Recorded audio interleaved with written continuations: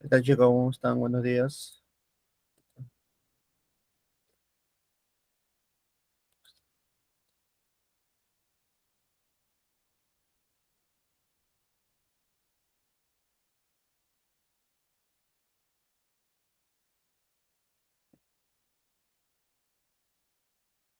Buenos días, Génesis. ¿Qué tal? Buenos días.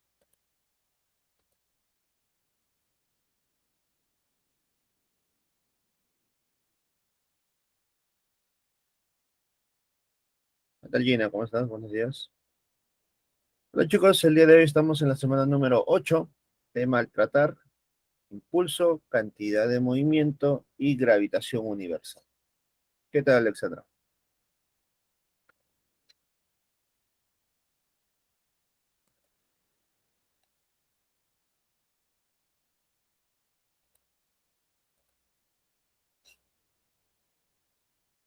No, vamos a ver.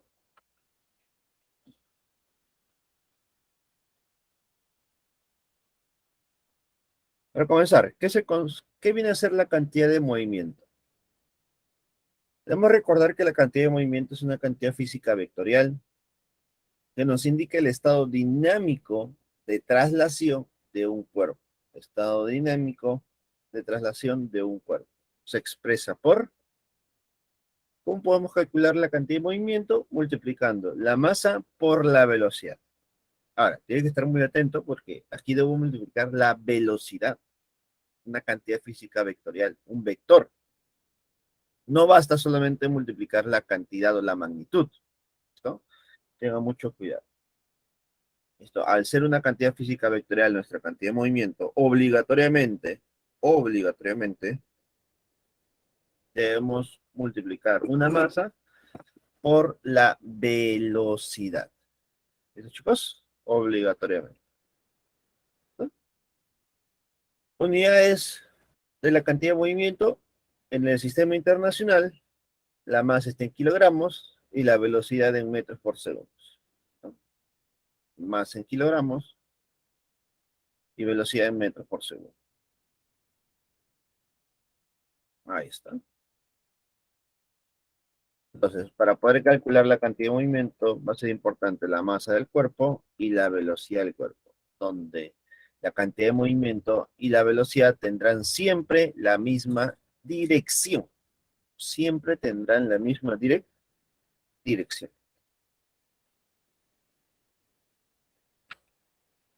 Observaciones. El cambio de la cantidad de movimiento de un cuerpo se expresa por la variación de cantidad de movimiento, recordemos, siempre va a ser final menos inicial. Será cantidad de movimiento final menos cantidad de movimiento inicial, lo cual se traduciría a una masa por velocidad final menos masa por velocidad inicial. Masa por velocidad.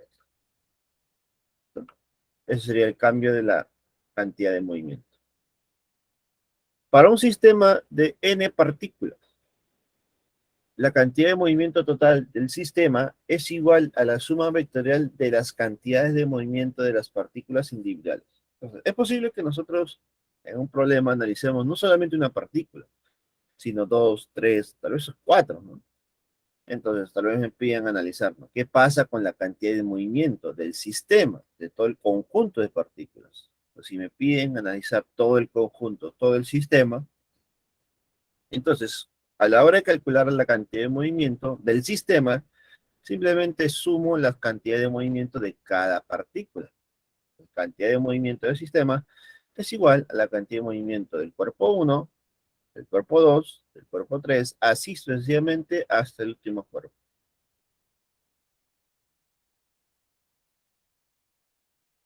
Entonces, no te olvides, por favor, que si me piden cantidad de movimiento del sistema, debo sumar todas las cantidades de movimiento. Ah, pero ten en cuenta algo. Al sumar las cantidades de movimiento de cada partícula, recuerde que cada una de estas partículas tiene una cantidad de movimiento de manera vectorial. Es decir, lo que tú estás sumando son vectores, no magnitudes. Tener en cuenta eso. Vectores, no magnitudes. ¿Listo? Ahora, nosotros nos vamos a darnos cuenta que entre la cantidad de movimiento lineal o momento lineal que hemos visto hace un momento existe una relación con la segunda ley de Newton, ¿no? ¿Cuál es esa relación? Recordemos que la cantidad de movimiento depende de la velocidad y la segunda ley de Newton depende de la fuerza y la aceleración. Ahora, ¿cuál es la relación entre ambas? Ya que en el primer caso, ya que en la segunda ley de Newton depende de la aceleración, recordemos que esta aceleración, ¿qué cosa genera? Genera un cambio en la velocidad. Entonces, siempre que exista segunda ley de Newton o fuerza resultante igual a masa por la aceleración, esta fuerza, esta aceleración va a generar un cambio en la velocidad. Es decir, va a generar un cambio en la cantidad de movimiento. Entonces me voy a dar cuenta que la fuerza resultante va a ser igual al cambio de la cantidad de movimiento lineal en un intervalo de tiempo. La fuerza resultante, la fuerza aplicada, es igual a variación de la cantidad de movimiento entre variación de tiempo. Entre variación de tiempo. ¿No? Donde obligatoriamente esa fuerza resultante debe tener la misma dirección que la variación de la cantidad de movimiento.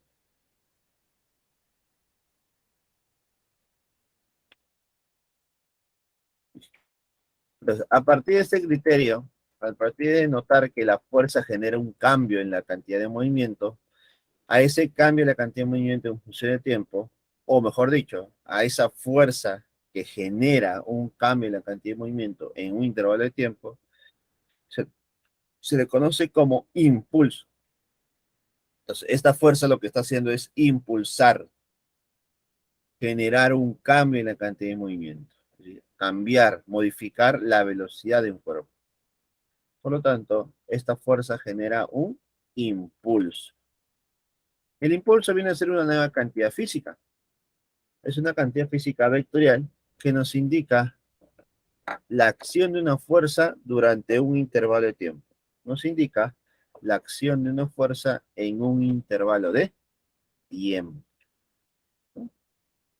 Todo impulso es producido por una fuerza, cuyo efecto es el cambio de la cantidad de movimiento del sistema. Bueno, puede ser de un cuerpo o de varios cuerpos, ¿no? Del sistema también. Entonces, el impulso es producido por una fuerza cuyo efecto es el cambio de la cantidad de movimiento. De tal manera que el impulso se va a calcular como la fuerza media o la fuerza resultante o la fuerza que nosotros queremos analizar multiplicado por el intervalo de tiempo. Por el intervalo de tiempo. ¿Ah? ¿Esto qué más? Unidades según el sistema internacional. La fuerza está en Newton y el tiempo está en segundos. Fuerza en Newton y tiempo en segundos. De esta manera tú vas a calcular el impulso para una fuerza. Recuerda que puede ser la fuerza media, la fuerza de un solo, la fuerza F1 o la fuerza total, pues, ¿no? Fuerza resultante. Va a depender de qué es lo que estamos analizando. Entonces, por ejemplo, una situación real donde se cumple que el impulso genera un cambio en la variación de movimiento es en el golpeo de una pelota de tenis a través de una raqueta. Cuando nosotros golpeamos, bueno, cuando se golpea en la pelota de tenis mediante la raqueta lo que hace es aplicar una fuerza sobre la pelota. Esa fuerza que va a generar un impulso sobre la pelota. ¿Listo? Genera un impulso sobre la pelota. Y debido a ese impulso se genera un cambio en la cantidad de movimiento, un cambio en la velocidad. De tal manera que cambiaría la dirección de la velocidad, la dirección de la pelota, ¿no? La pelota viene hacia la raqueta y debido al impulso cambia su dirección, cambia su dirección, ¿no? Ese es el impulso. Observaciones. Variación típica de una fuerza que actúa en una colisión durante un intervalo de tiempo. Tiempo final menos tiempo inicial. Que nos vamos a dar cuenta que en este intervalo de tiempo la fuerza está variando de esta manera. La fuerza varía de esta manera. Normalmente se considera impulso cuando el tiempo es muy pequeño. Es muy pequeño. ¿Listo? Mm, no siempre, no siempre el impulso se genera para un tiempo muy grande. El impulso normalmente, por definición, debe ser para tiempos pequeños, menos de un segundo, tal vez un segundo, por ahí 2 segundos, pero no tiempos prolongados, pues, ¿no? Entonces, cuando ocurre ese tipo de situaciones, la fuerza que actúa sobre el cuerpo o la fuerza que genera ese impulso tiene esta forma. Esa fuerza varía su valor de cero hasta un valor máximo y luego regresa. Luego regresa. ¿No? Entonces, más o menos esta es la variación de una fuerza en un proceso de impulso. ¿Listo, chicos? Bueno, también se puede reemplazar toda la expresión mediante una fuerza media, ¿no? Una fuerza que genera el mismo impulso sobre el cuerpo. Una fuerza que genera el mismo impulso sobre el cuerpo. En ese caso, ¿cómo se calcula el impulso? Mediante el área. Pues, ¿no? Tú puedes calcular el impulso mediante el área. Ya sea el área de toda la curva, pero como la curva no es conocida para nosotros, o no conocemos cómo calcular el área, otra manera es usando la fuerza media, ¿no? El área bajo el área bajo la gráfica de una fuerza media es igual al impulso. Ahí está. ¿Alguna consulta, chicos, hasta el momento sobre lo que hemos hablado?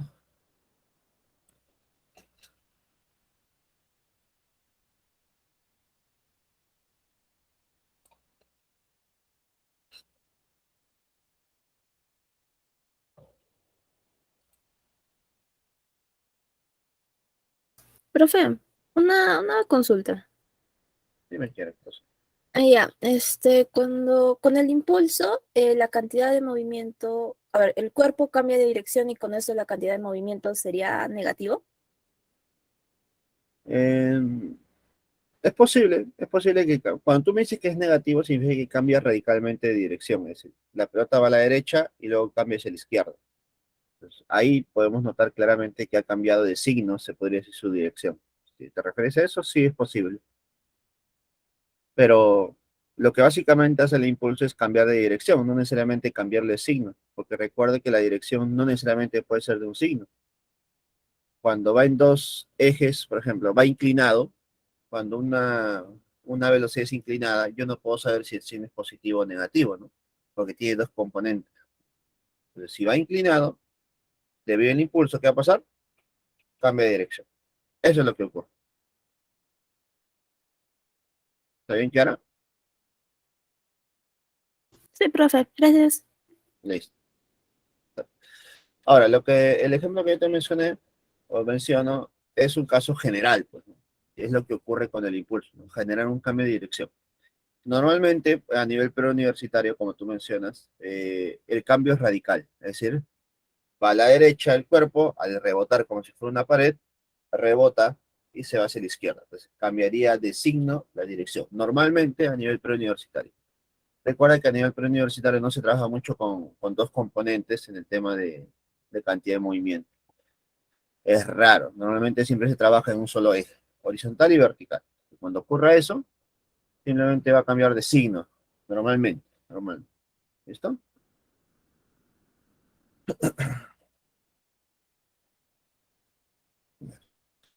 Ahora veamos el teorema del impulso y la cantidad de movimiento. Impulso y cantidad de movimiento. ¿Listo? Antes de pasar a este tema, o en esta parte, debemos recordar que no solamente el impulso genera un cambio de dirección, sino que el impulso puede generar el inicio del movimiento. ¿Listo? Porque básicamente lo que hace el impulso es cambiar la velocidad, ¿no? Cambiar la cantidad de movimiento. ¿A qué me refiero? Por ejemplo, es posible que una pelota esté en reposo y si está en reposo significa que su cantidad de movimiento es cero. Ahora, si tú pateas la pelota mediante una fuerza, te vas a dar cuenta que debido al contacto entre tu pie y la pelota, ¿qué va a ocurrir? se va a generar un cambio en la velocidad de la pelota. Por lo tanto, ese cambio en la velocidad, ese cambio en la cantidad de movimiento es generado por la fuerza. O sea, la fuerza que hizo en esta oportunidad generó un cambio en la cantidad de movimiento. No tenía, ahora ya tiene. ¿Esto? También puede ser ese caso. Teorema del impulso y de la cantidad de movimiento. El impulso producido por una fuerza media resultante sobre un cuerpo en un intervalo de tiempo delta de t es igual al cambio de la cantidad de movimiento del cuerpo. ¿Listo? Esto es lo que se va a cumplir. De la fuerza por el intervalo de tiempo, que viene a ser el impulso, es igual a la variación de la cantidad de movimiento. Es decir, masa por velocidad menos masa por velocidad inicial. ¿Listo? Eso asumiendo que es para un solo cuerpo, ¿no? Asumiendo para un solo cuerpo sería masa por velocidad menos masa por velocidad inicial. Pero si fuera para un sistema, recuerda que tendrías que calcular la cantidad de movimiento final menos la cantidad de movimiento inicial del sistema.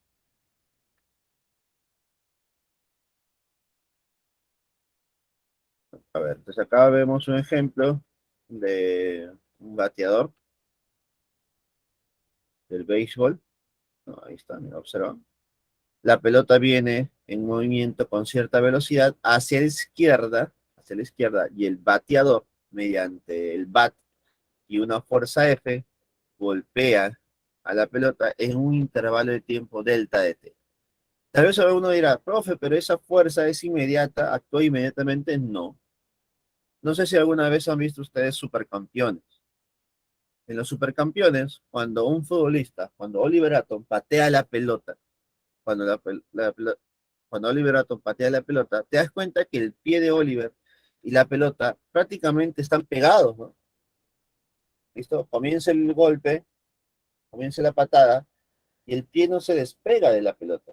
De tal manera que tú ves que la pelota hasta se deforma un poco, ¿no? Pues, lo que le están dando ahí a entender es el contacto que hay entre el pie y la pelota. Que tal vez para ti dura 3 minutos de toda la serie, porque lo hacen bien largo, lo ponen prácticamente en cámara lenta, pero en realidad son pequeños microsegundos. Cuando tú pateas la pelota, en un intervalo muy pequeño, la fuerza de contacto entre tu pie y la pelota está generando un cambio en la velocidad, ¿no? Es lo mismo que genera aquí el bat y la pelota, ¿no? En un intervalo de tiempo pequeño, la fuerza está actuando. ¿Y qué cosa genera? Un cambio en la velocidad. Ahí está. Un cambio en la velocidad. ¿Listo? Para este ejemplo sí se cumpliría lo que nos mencionó Claire hace un momento, ¿no? Que debido a la fuerza o debido al impulso, generamos un cambio en la dirección. Al inicio era negativo, ahora es positivo.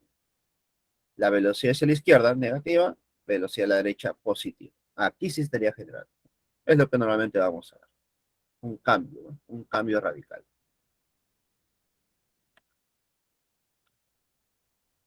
Principio de conservación de la cantidad de movimiento lineal.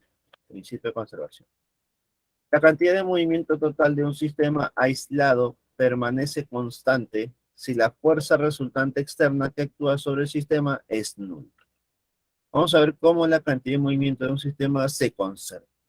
Para eso necesitamos aislar a un sistema. Si el sistema es aislado, significa que la fuerza resultante externa que actúa sobre él es nula. Si tenemos un sistema aislado, el cual no existe ninguna fuerza que genere un cambio en la cantidad de movimiento del sistema. Entonces, cuando el sistema es aislado y la fuerza resultante es nula sobre él, se va a cumplir que la cantidad de movimiento inicial igual a la cantidad de movimiento final, ¿no? La cantidad de movimiento inicial será igual a la cantidad de movimiento final, ¿no? Y créeme que es lo que más se cumple, ¿no? Creo que para este tema del día de hoy, lo que más vas a usar es esto, es esta igualdad, ¿no? Imagino que más adelante vamos a ver el tema de choques, ¿no? ¿Vale? Si no me equivoco. Pero a pesar de que existen tipos de choques, tipos de colisiones, igual se cumple esto, aunque no lo creas, igualito se cumple. La cantidad de movimiento de un sistema siempre va a ser la misma, nunca va a cambiar. Del sistema al inicio y al final debe ser igual, ¿listo? Siempre y cuando sea un sistema aislado. ¿Listo? Por ejemplo, si dice un problema, dos cuerpos impactan. Ya. Si dicen que dos cuerpos impactan, tú asumes que el sistema son los dos cuerpos. Los dos cuerpos vienen a ser mi sistema. La cantidad de movimiento inicial del sistema, cantidad de movimiento final del sistema, deben ser iguales. Y ahora tú dirás, profe, pero uno de ellos cambia su dirección y el otro también. Bueno, los dos cambian, pero al final, el resumen de todo, el resultado final del sistema debe ser el mismo siempre. ¿Está? Eso es lo que se va a cumplir. Si analizas tú por separado cada cuerpo después de un impacto, obviamente para cada cuerpo después del impacto será distinto, ¿no? Su cantidad de movimiento. Por eso menciono para el sistema, para el sistema. ¿No? Entonces, nosotros vamos a darnos cuenta que antes y después de una interacción, no importa lo que ocurra con los cuerpos, pueden desviarse, pueden cambiar su velocidad, pero si asumo un sistema, la cantidad de movimiento inicial y final deben ser iguales, indiferente a lo que ocurra con cada parte del sistema. ¿Listo? Eso es lo importante. Eso es lo que debemos recordar. Ahora sí, pasemos a las colisiones. Una colisión o un choque es una interacción que ocurre en un intervalo de tiempo pequeño. ¿Listo? No existe choque que dure mucho tiempo. Los choques son inmediatos prácticamente, ¿no? Tiempos muy pequeños. Las colisiones son de dos tipos, colisiones elásticas e inelásticas. Elásticas e inelásticas. Una colisión elástica es donde la energía cinética total se conserva. Es decir, cuando dos cuerpos chocan elásticamente, su energía cinética se mantiene. Obviamente del sistema.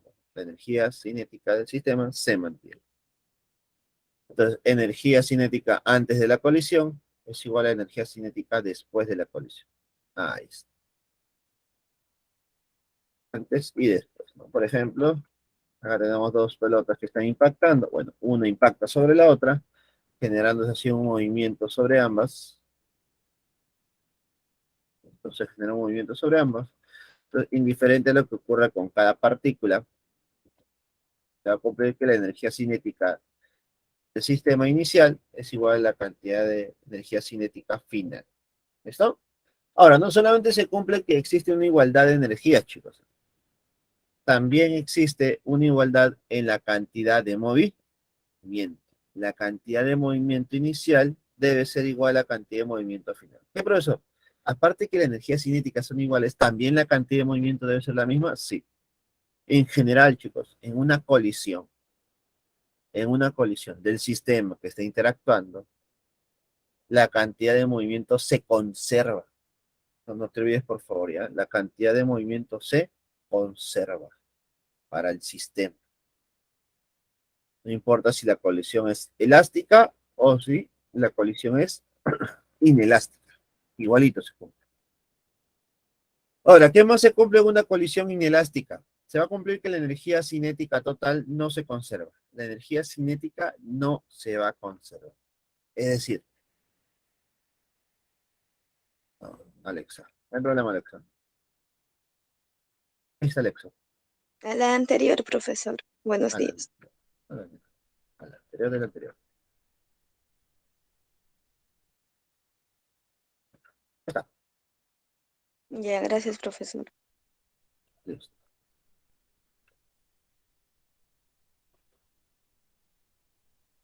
Entonces, no importa si es una colisión elástica o inelástica, se cumple que la cantidad de movimiento se conserva. Al inicio y al final deben ser iguales. Ahora, en la inelástica también se cumple que la energía cinética no se conserva. Es decir, energía cinética antes de la colisión será igual a la energía cinética después de la colisión más un calor liberado. Más un calor liberado, disipado. Muy parecido a la energía, bueno, al tema de energía que hemos visto en la clase pasada. Muy parecido. ¿Listo? Ahora, profesor, ¿quién genera este calor liberado? ¿Quién genera este calor liberado? Normalmente el calor liberado es generado por fricciones, ¿no? Pero en este caso, este calor liberado puede ser generado por una deformación. Entonces, cuando nosotros al golpear una pelota, al golpear algo, se deforma el cuerpo, debido a esa deformación, podemos decir que se genera un cambio, bueno, mejor dicho, se genera una energía disipada, un calor disipado. ¿Listo? Entonces, ese calor va a ser básicamente debido a una deformación. Entonces, cuando existe mayor deformación, existe mayor calor liberado. ¿Listo? Imagino que sí lo has visto antes, ¿no? Cuando tú has visto supercampeones, ¿cómo ves que la pelota se deforma, ¿no? Entonces, debido a esa deformación, se genera un calor liberado. Ahora, no todos los cuerpos se deforman de la misma manera, güey. Una pelota de fútbol no se deformará de la misma manera que una pelota de tenis. O tal vez, comparando con una bola de billar, tampoco será lo mismo. Tú sabes que en una bola de billar, al impactar con las buchacas o con las paredes de la mesa de billar o con el taco, que se viene a ser el palito, no se genera deformación. Entonces, esa es una manera de cómo identificar si el tipo de colisión es inelástica o elástica. Si tú analizas y observas que el cuerpo se está deformando, lo más probable es que estemos en una colisión inelástica. Y si observas que el cuerpo no se deforma, entonces lo más probable es que estemos en una colisión elástica. Y esto es una forma de determinar. Antes y después del choque.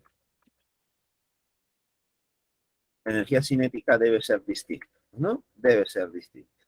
Ahí está. Ahora, hay una manera de cómo identificar si el choque es completamente inelástico. Ya, sí o sí tiene que ser inelástico, completamente inelástico. Es cuando los cuerpos se impactan y los cuerpos se pegan. Los cuerpos al impactar se pegan. Un cuerpo se une al otro. Ahí se llama colisión completamente inelástica. Y es el caso más recurrente a nivel preuniversitario. Las colisiones completamente inelásticas. Y eso es cuando los cuerpos se van a pegar. Es decir, existe tanta deformación, existe tanta liberación de calor que los cuerpos al final terminan pegándose. Y al final los cuerpos terminan pegándose. ¿Listo?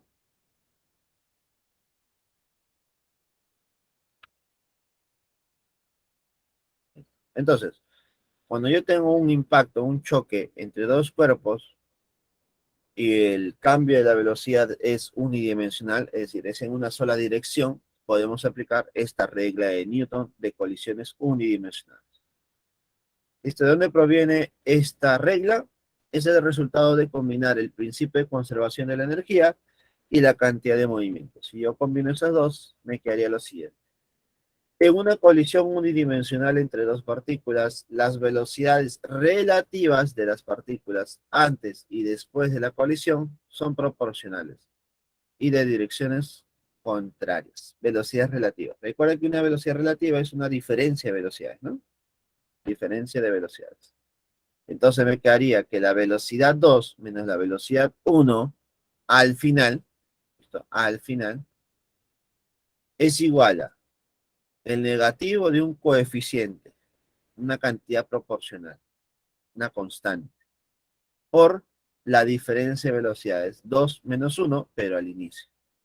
Entonces, la velocidad 2 menos velocidad 1 representa una velocidad relativa, ¿no? Es la velocidad de 2 respecto a 1, ¿no? Date cuenta que al inicio y al final hay una relación, ¿no? Y esa relación es mediante esa constante de proporcionalidad, que sería el coeficiente de restitución, menos C. L, mejor dicho, L es el coeficiente de restitución. Y en base al valor del coeficiente de restitución, nosotros podemos decir si el choque es elástico o es inelástico. Este coeficiente de restitución varía su valor entre 0 y 1. Entre 0 y 1. Cuando toma el valor de 1, la colisión será llamada totalmente elástica. ¿Listo? Totalmente elástica. Cuando toma el valor de 0, será llamado completamente inelástica o totalmente inelástica. ¿Listo? Entonces ahí tenemos los dos casos más importantes. Cuando es completamente elástica o completamente inelástica. Es lo que más se ve a nivel preuniversitario. ¿Listo? Profesor, ¿me puede venir un coeficiente de restitución diferente a 1 y 0? Por ejemplo, un medio, un tercio, raíz de 2. Sí, es posible también.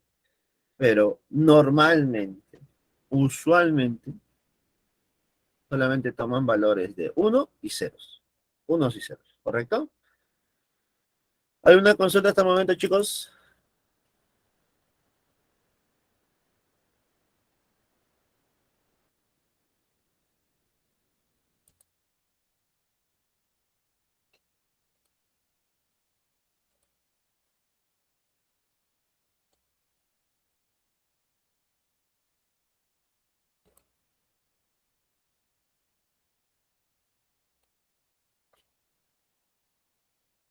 ¿Hay una consulta, chicos?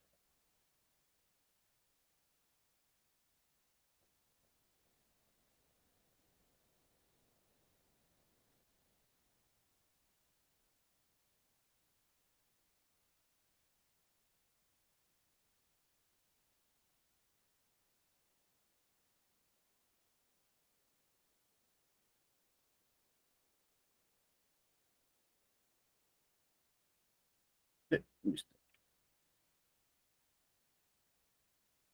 Ahora pasemos a la parte de gravitación universal y movimiento planetario.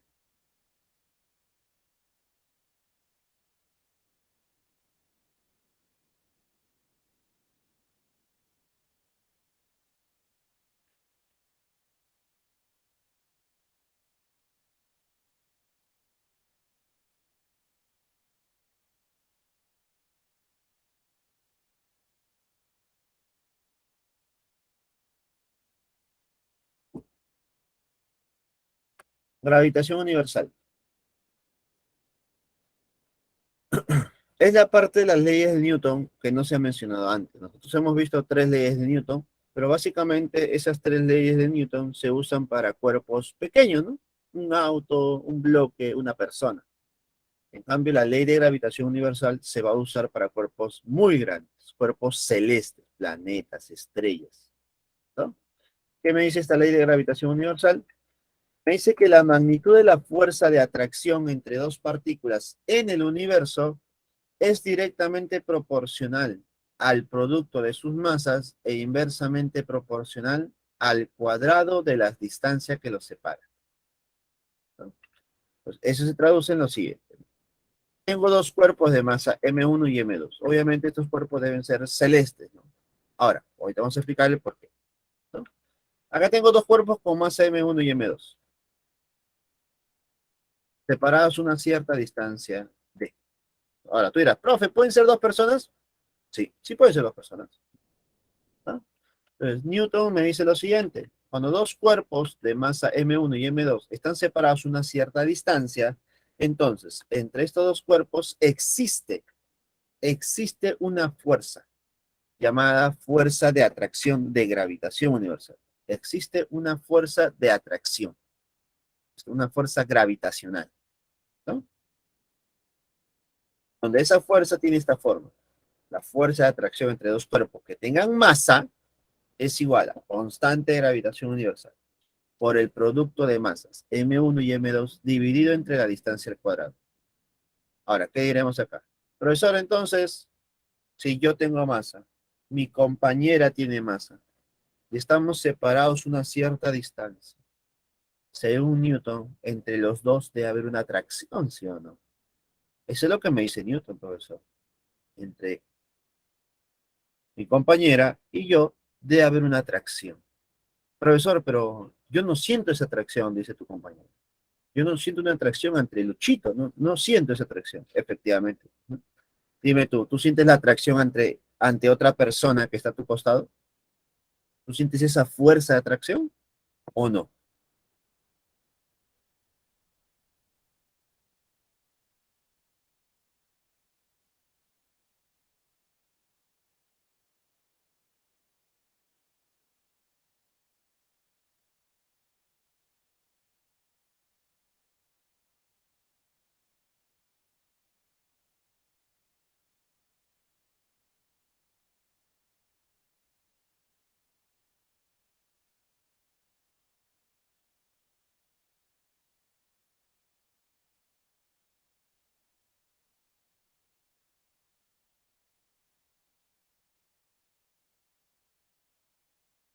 Tú sentirás esa atracción ante otra persona, no se siente, ¿no? Entre dos personas no sentimos la atracción.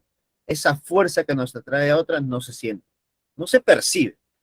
Pero que no se perciba o no se sienta no significa que no exista. No significa que no exista. ¿Correcto? Entonces, ¿qué es lo que está ocurriendo aquí?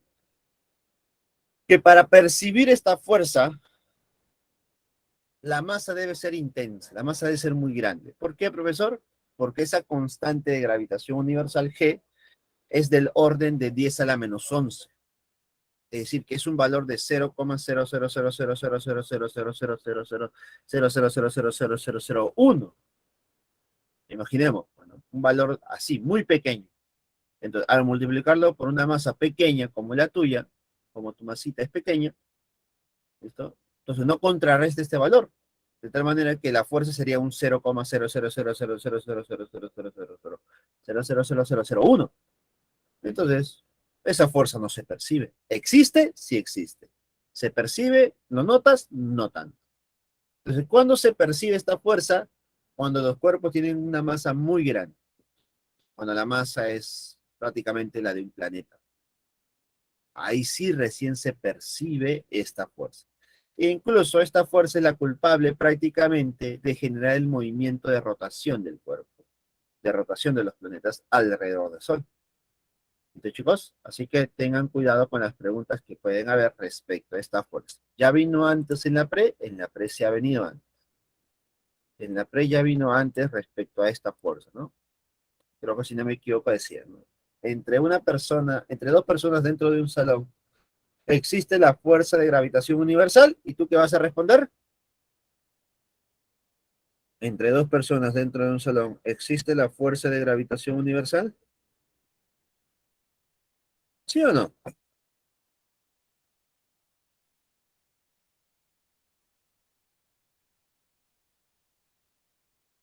Sí existe, ¿cierto? Sí existe. Su valor será muy pequeño, pero sí existe. Sí existe. ¿El valor es prácticamente cero? Sí, pero sí existe. Tengan en cuenta eso, ¿ya? Listo. Unidades, tú sabes ya la fuerza, Newton, masa en kilogramos y distancia en metros. Pueden ser distintas, Alexandra. Pueden ser distintas. Por ejemplo, la masa uno puede ser el Sol, la masa M2 puede ser el planeta Tierra. Pueden ser masas distintas, no hay problema. Y la constante de gravitación universal, mira qué forma tiene. 6,67 por 10 a la menos 11. 10 a la menos 11. Cuando tú multipliques la masa, debes contrarrestar ese valor de 10 a la menos 11 hasta que sea un valor considerable. Entonces, chicos, ¿alguna consulta más sobre esto?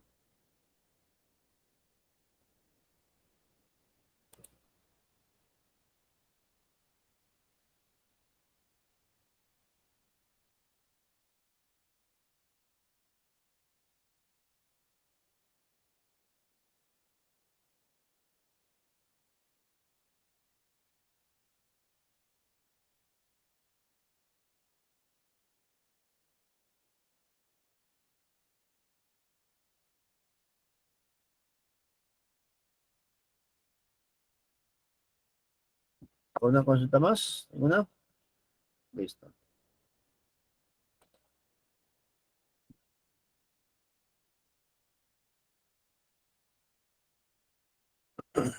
Definición de campo gravitatorio. ¿Qué es un campo gravitatorio, chicos? Dentro de física, nosotros vamos a ver distintos tipos de campos. Campo gravitatorio, campo eléctrico y campo magnético, ¿no? Que es lo que más se ve. No importa el tipo de campo, un campo dentro de la física es un lugar donde se genera una interacción. Un campo es un lugar donde se genera una interacción. Y toda interacción se representa, se refleja mediante una fuerza. Es decir, si estoy en un campo gravitatorio, se refleja la fuerza de gravedad. Si estoy en un campo eléctrico, se refleja la fuerza eléctrica. Si estoy en un campo magnético, se refleja la fuerza magnética.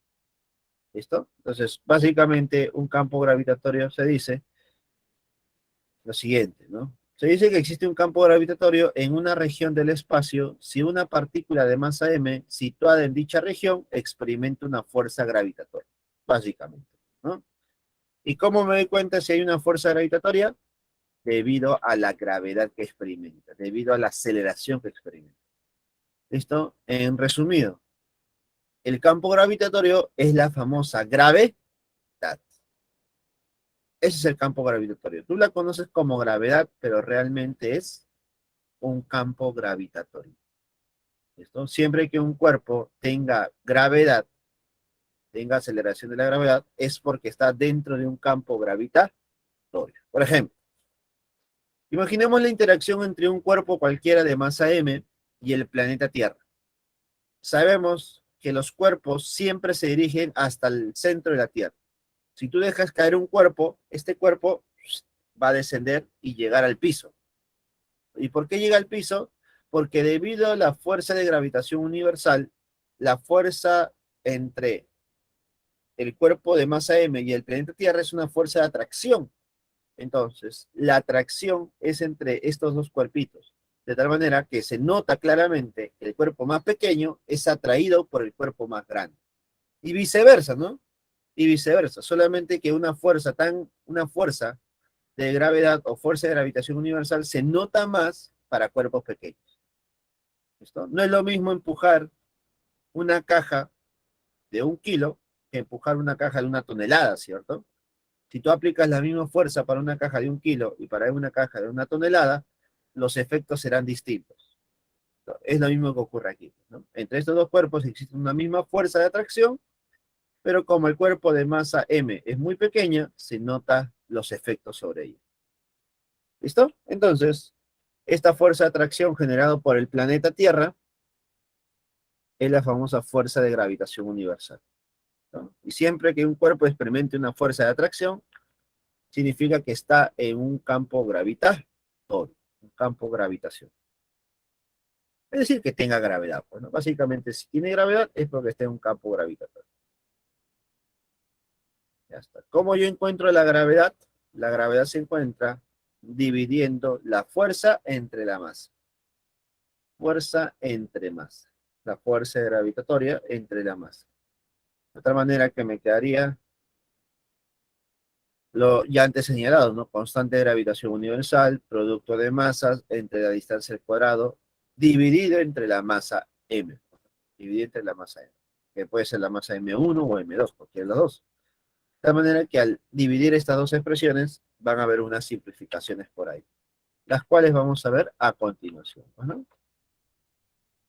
Vamos a ver la aceleración de la gravedad, cómo varía.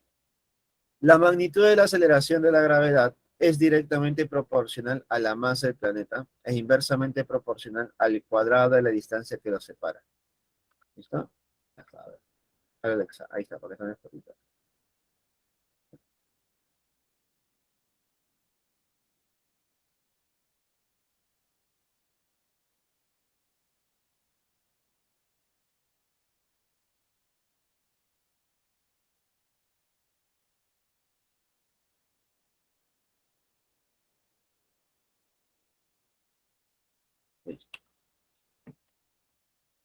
Entonces me estaba diciendo que la gravedad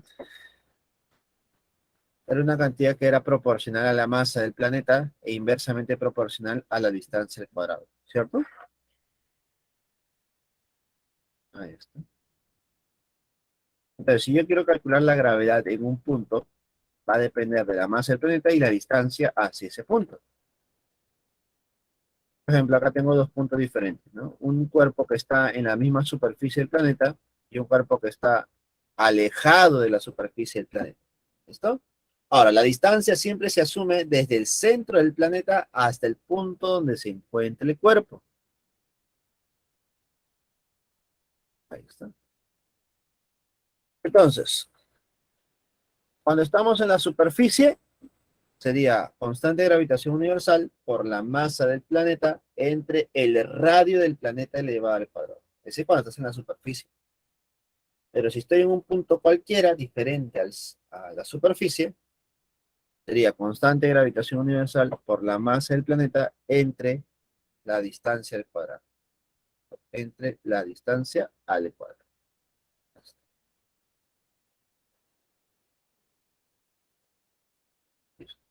Ahora, si el cuerpo no tiene masa, entonces la gravedad es cero, ¿no? Dice, un cuerpo que no tenga masa no genera campo gravitatorio. Solamente generan campo gravitatorio cuando el cuerpo tenga masa. Un cuerpo de masa diferente a cero. ¿Alguna consulta, chicos, hasta el momento? ¿O sobre lo que hemos hablado hace un momento?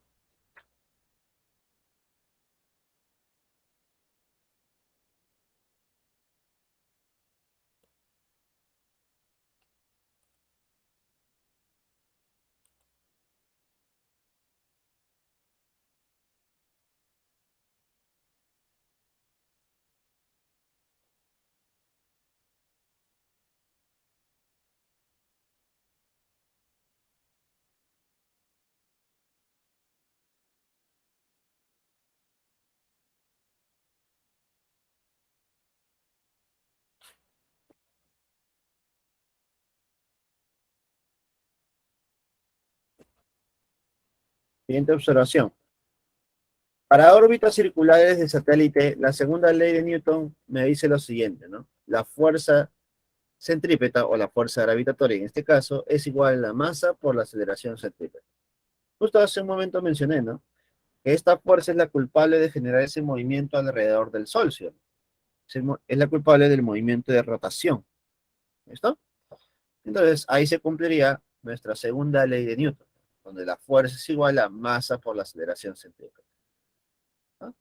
Entonces se va a cumplir que la fuerza de gravitación universal, que es constante de gravitación universal, producto de las masas entre el radio al cuadrado, distancia al cuadrado, es igual a masa por velocidad al cuadrado entre el radio, o masa por velocidad angular al cuadrado por el radio.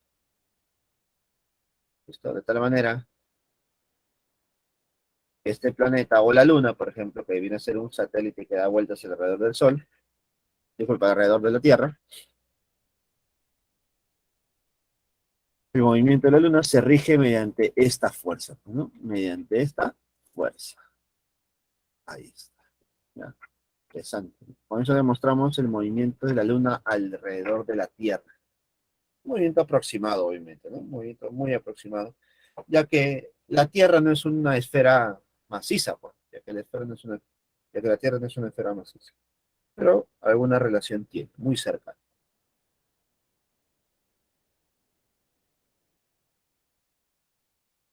Profesor, Dime, Jennifer. podría comparar las ecuaciones, la de la gravitación y luego la que es al lado? O sea, ¿cómo por qué son iguales? Ah, es que, ¿por qué son iguales esta fuerza de gravedad y la masa por la aceleración? ¿Eso te refieres? Ajá, Claro. Lo que sabemos por la segunda ley de Newton es que la fuerza centrípeta es igual a masa por la aceleración centrípeta, ¿cierto? Masa por la aceleración centrípeta. Ahora, ¿qué es lo que se está cumpliendo aquí o lo que estamos asumiendo? Es cuando este cuerpo, que es la Luna, está girando alrededor de la Tierra, o un cuerpo cualquiera está girando alrededor de otro, entre estos dos cuerpos, lo primero que existe es la fuerza de gravitación universal, ¿no? La Luna y la Tierra tienen masas distintas, masas. ¿Están separados una cierta distancia? Sí, entonces entre estos dos existe una fuerza de gravitación universal. Ahora, si analizas solamente a la Luna, te vas a dar cuenta que esa fuerza hacia dónde se dirige, hacia el centro de la Tierra, ¿no? Y al dirigirse hacia el centro de la Tierra, me di cuenta que es una fuerza centrípeta. ¿Sí o no? Entonces, ya se convierte en una fuerza centrípeta, que es una fuerza dirigida hacia el centro. Entonces, esa fuerza centrípeta o la fuerza de gravitación universal debe ser igual a la masa por la aceleración centrípeta. Básicamente, esta fuerza de gravitación universal se está comportando como nuestra fuerza centrípeta, pues, ¿no? Es una fuerza radial o una fuerza que va dirigido hacia el centro. ¿Listo, Jennifer? Entonces, de ahí ya proviene la igualdad, pues, ¿no? sí, profesor, gracias. Listo. Ahora, alguno podrá decir, no, profe, pero no está colocando la fuerza de gravedad. ¿Te acuerdas cuando nosotros analizamos otros cuerpos, decíamos fuerza de gravedad también? Acá no se está considerando eso, ya que la Luna está en el espacio, ¿no? En el espacio se supone que no existe fuerza de gravedad, ¿no? O prácticamente cero, ¿no? La gravedad. Fuerza de gravedad, fuerza de gravedad para el cuerpo, ¿no? Esto acá se analiza ya interacciones entre un cuerpo y otro.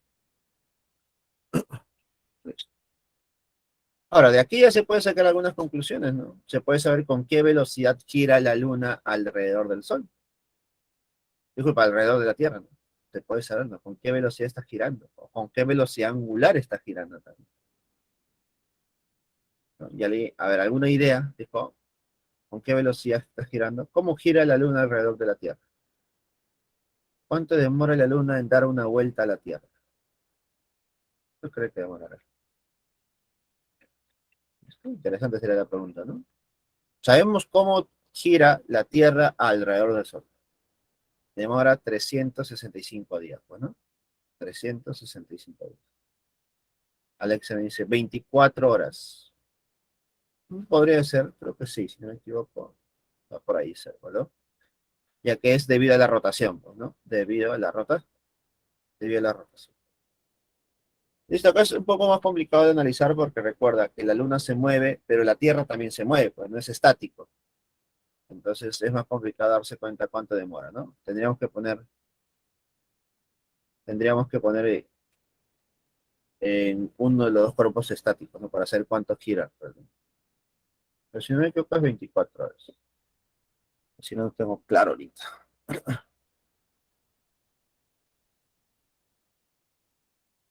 Más o menos. Ya,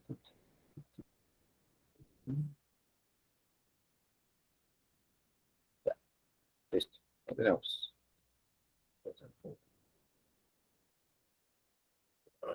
Leyes de Kepler, chicos. Ya hemos visto la gravitación universal que nos permite analizar un poco el movimiento de los cuerpos. Un poquito nada más. Para complementar este movimiento, vamos a ver las leyes de Kepler. ¿Listo? Leyes de Kepler. Primera ley de Kepler. Ley de las órbitas. Ley de las órbitas. ¿Qué me dice esta primera ley? Los planetas describen elipses estando el Sol en uno de sus focos. Los planetas describen elipses estando el Sol en uno de sus focos. A ver. Recordemos que los planetas giran alrededor del Sol, generando trayectorias elípticas, ¿no? Esto es mediante la teoría heliocéntrica, ¿no? La teoría heliocéntrica menciona que el centro del sistema planetario es el Sol, ¿cierto? Teoría heliocéntrica. Al Sol como el centro. Entonces, al tener el Sol como el centro, los planetas giran alrededor. Pero esta trayectoria que siguen los planetas no son circunferencias. No son circunferencias. Son elipses, según Kepler, ¿no? Y tú sabes que una elipse tiene dos focos. Una elipse tiene dos focos. En uno de los focos se encuentra el Sol. En uno de los focos se encuentra el Sol. Entonces, la primera ley de Kepler básicamente me dice que los planetas giran alrededor del Sol generando elipses. Y en uno de los focos de esta elipse se ubica el Sol. Nada más. Profesor, ¿algo más me van a preguntar? ¿Te pueden preguntar muchas cosas? No. A nivel preuniversitario no. Básicamente que la trayectoria generada alrededor del Sol son elipses, nada más. Y el foco, bueno, en uno de los focos está el Sol. De eso no pasaría. ¿Listo? No te van a preguntar la ecuación de ese elipse o el radio menor o el radio mayor. No. No, no te van a preguntar eso. A nivel preuniversitario. Segunda ley de Kepler. Ley de Arias. Ley de Arias. ¿Qué se cumple por aquí? El radio vector desde el Sol hasta un planeta describen áreas iguales en intervalo de tiempos iguales. Describen áreas iguales en intervalo de tiempos iguales. Ahí está. Acá tenemos un planeta girando alrededor del Sol. Y cuando yo analizo un intervalo de tiempo delta de t, corre un área A1. ¿Listo? Cuando pasa un tiempo T1, recorre un área A1. Ahora, si analiza en otra parte de la trayectoria el mismo tiempo, esto me va a generar la misma área. la misma área. Entonces, a mismo tiempo barridos, mismas áreas barridas. Al mismo tiempo transcurrido, mismos áreas barridas, ¿correcto? De tal manera que el área entre el tiempo siempre se va a mantener constante. ¿Listo? El área y el tiempo van a ser proporcionales. Van a ser proporcionales. ¿No? Ahora, uno preguntará, no, profe, ¿cómo se calcula el área? ¿Tú sabes calcular el área de un sector elíptico?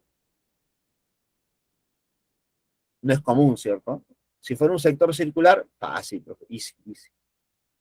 Claro, ¿cierto? Por ese motivo, chicos, a nivel preuniversitario, muchas veces lo que se hace es hacer una aproximación. Entonces, no te van a pedir analizar,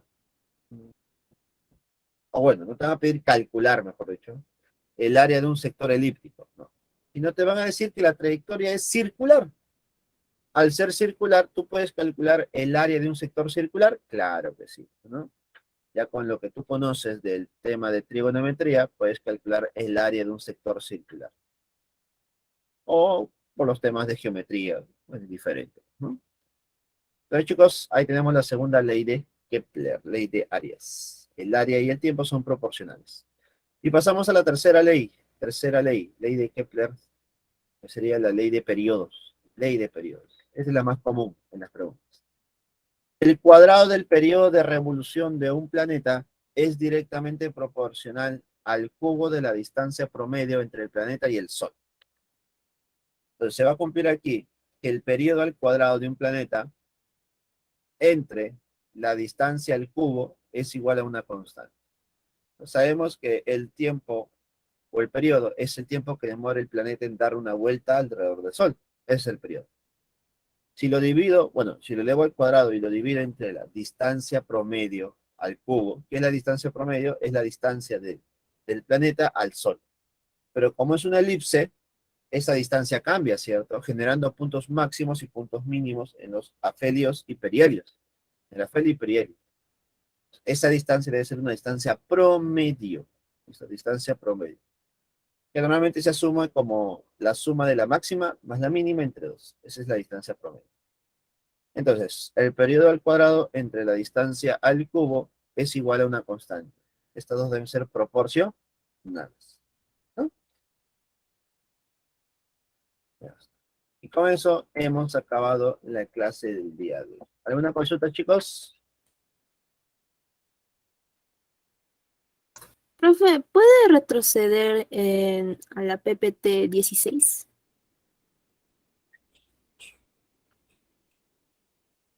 Estoy Eh, sí. ya, sí, creo, ya. En la fórmula, ¿por qué no consideran la masa de la persona? Es que este es el campo gravitatorio generado por el planeta. Acá no asumo fuerza. Si yo calculo la fuerza, sí tendría que asumir la masa de la persona. Pero este G solamente es la gravedad generado por el planeta. Es decir, todo cuerpo, tú ahorita generas un campo gravitatorio. Por ejemplo, tu campo gravitatorio sería constante de gravitación universal, tu masa entre la distancia al cuadrado. Es decir, si yo analizo a 1 metro, ¿cómo será mi campo gravitatorio? Entre distancia al cuadrado. Si lo analizo a 2 metros, a 3 metros, a 4 metros, tu campo gravitatorio se reduce. Mientras más lejos analice, el campo gravitatorio de una persona se hace menos intenso. Obviamente que tu campo gravitatorio, comparado con el campo gravitatorio de un planeta, el tuyo es ínfimo, bueno, muy pequeño. Por eso tú no tienes la capacidad de atraer otros cuerpos. En cambio, un planeta sí tiene la capacidad de poder atraer otros cuerpos. Entonces, ese es el campo gravitatorio generado por el planeta nada más. Por eso no se asume o no se considera la masa de la persona. ¿Está bien?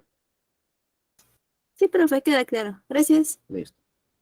Cuando una persona ingresa a tu campo gravitatorio, ahí aparece la fuerza.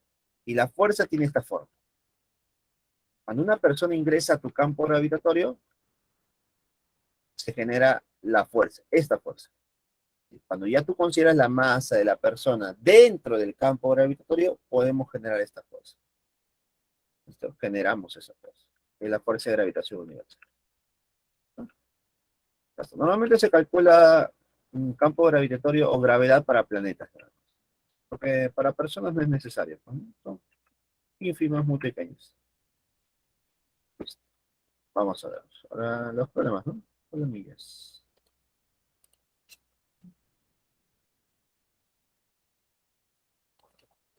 Semana 8 ya. Prácticamente mitad del ciclo. Este domingo es su examen, ¿no, chicos?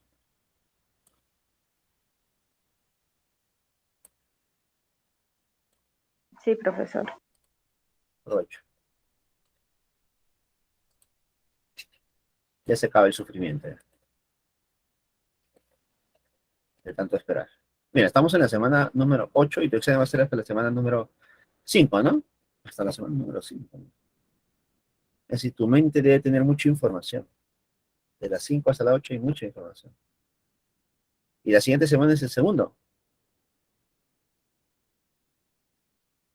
En ese sentido pesado, chicos. Pero dale con todo. Ya, vamos a ver. Ejercicios de la semana número 8. Recuerda que los temas son acumulativos, ¿no? Los temas son acumulativos. Es decir, la siguiente semana vas a tener tu segundo examen hasta la semana, ¿hasta qué semana? 8 o 9. 8 debe ser nada más. Hasta la 9, es decir, fresquita nada más. Fresquitos van a dar hasta la semana 9. Mm. Es decir, vas a tener problemas de la semana 1 hasta la semana 9. ¿Eh?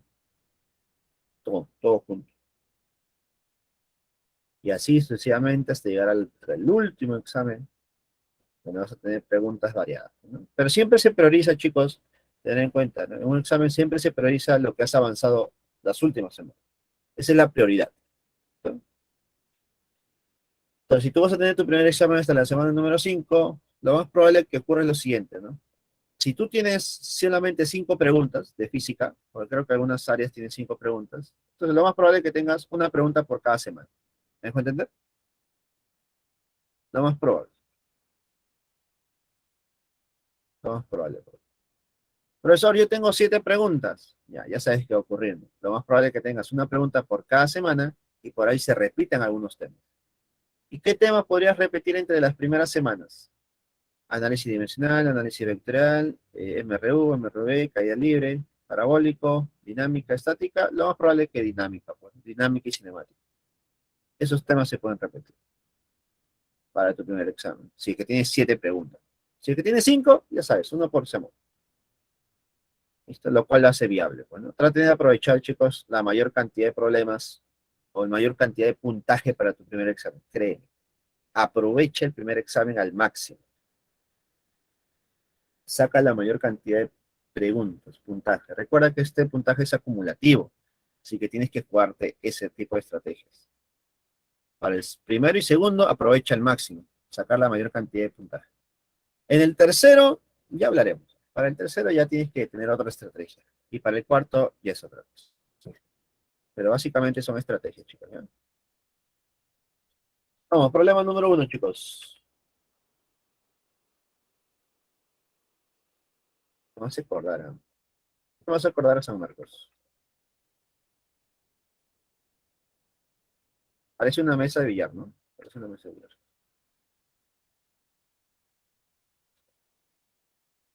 Dos bolas A y B de masas iguales de 400 gramos se mueven sobre una mesa horizontal con velocidades de menos 3i y 4j. ¿Ya? ¿Te das cuenta? Acá tienes dos direcciones. Una horizontal y una vertical, ¿no? Una velocidad horizontal y una velocidad vertical. ¿Cómo se muestra en la figura? Determine la magnitud de la cantidad de movimiento resultante del sistema. Desprecie la fricción. Ya está. Vamos a calcular la cantidad de movimiento del sistema.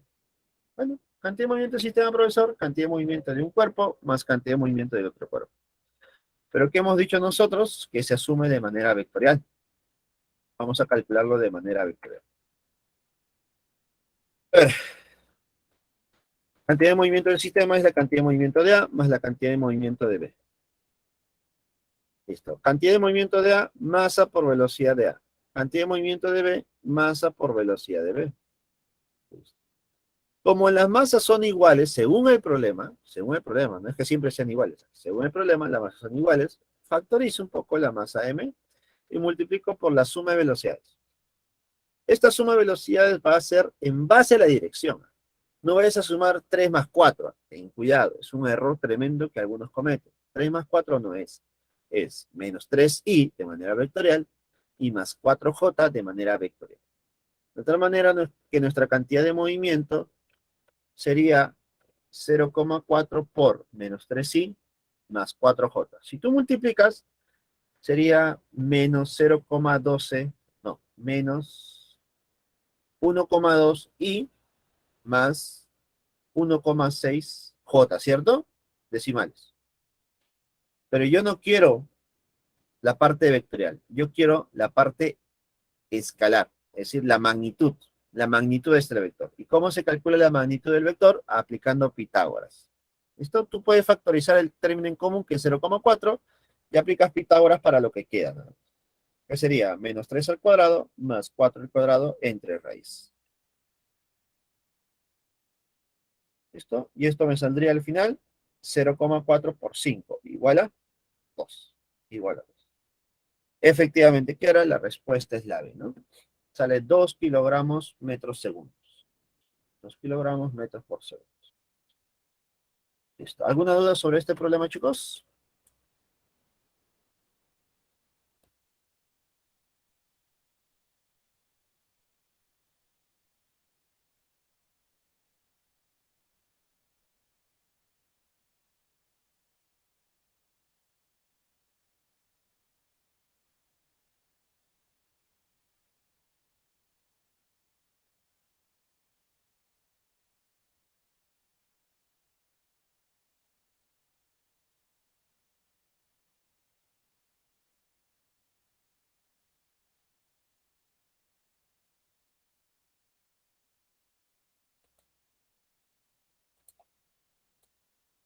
Listo, vamos con la siguiente pregunta. Pregunta número 2 dice, un pez de masa de 3 kilogramos que se mueve en la dirección del eje X con una velocidad de 0,5 metros por segundo positiva, pues ya me están diciendo si si el eje es X horizontal, más probable es que la velocidad del pez sea a la derecha, ¿no? La derecha. Se traga a otro pez.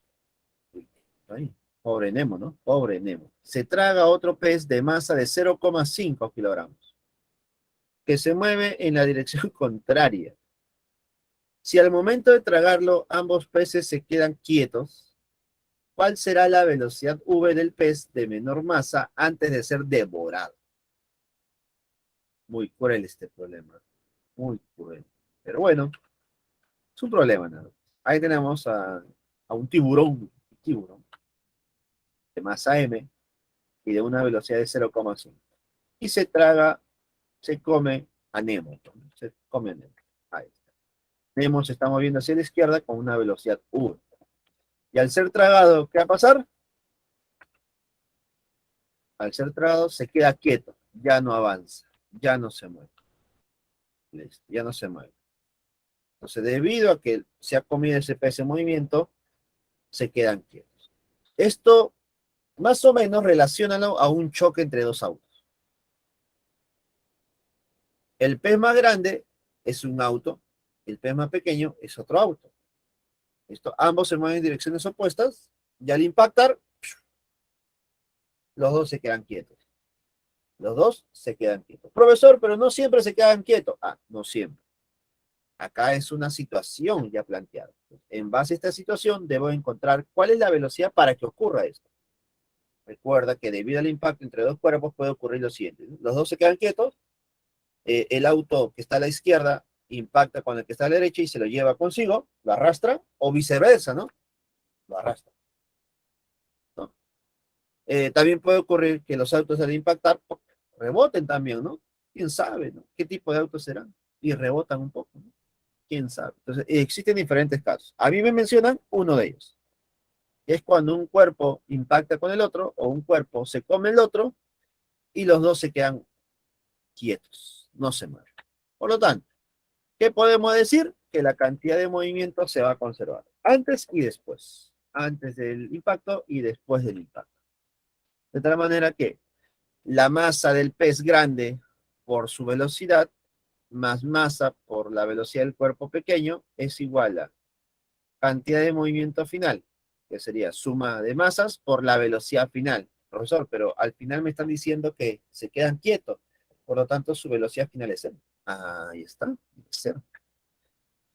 Entonces, al igualar a cero, yo puedo despejar la velocidad del pez, ¿no? De Nemo. Y sería menos la masa del tiburón entre la masa del pez por la velocidad del tiburón. ¿Cuánto debe ser la velocidad del pez de Nemo? 3 entre 0,5 por 0,5, igual a menos 3 metros por segundo. Recuerda que el negativo me sale porque el movimiento es hacia la izquierda. Movimiento hacia la izquierda, chicos, ¿ya? ¿Correcto? Movimiento hacia la izquierda. Por eso es el negativo.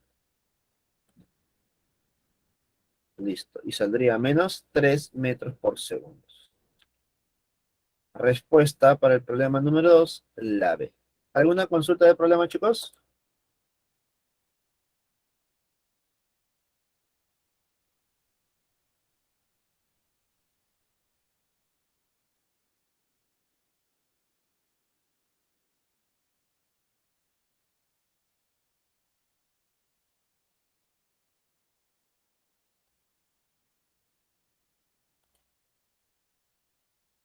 Vamos con la siguiente.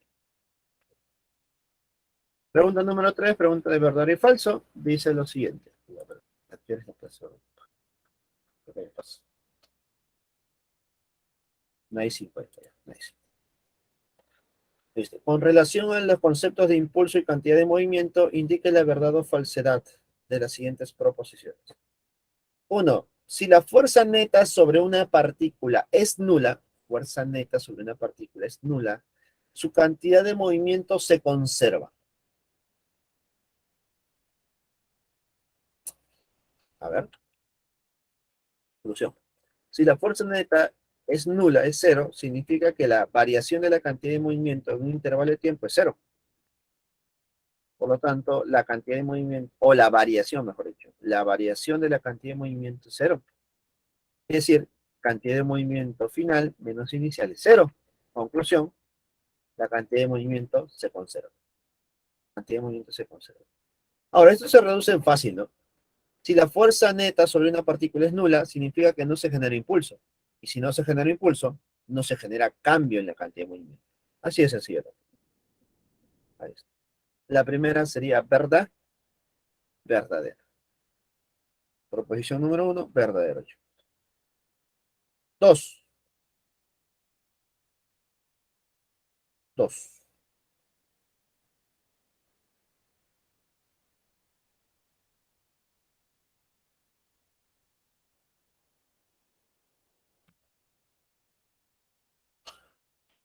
En un choque de dos cuerpos, ¿siempre se conserva la cantidad de movimiento de cada cuerpo?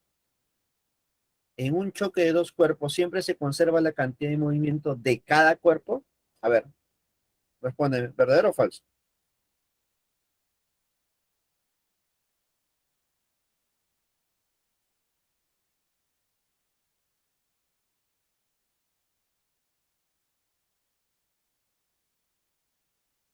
¿Verdadero o falso, chicos?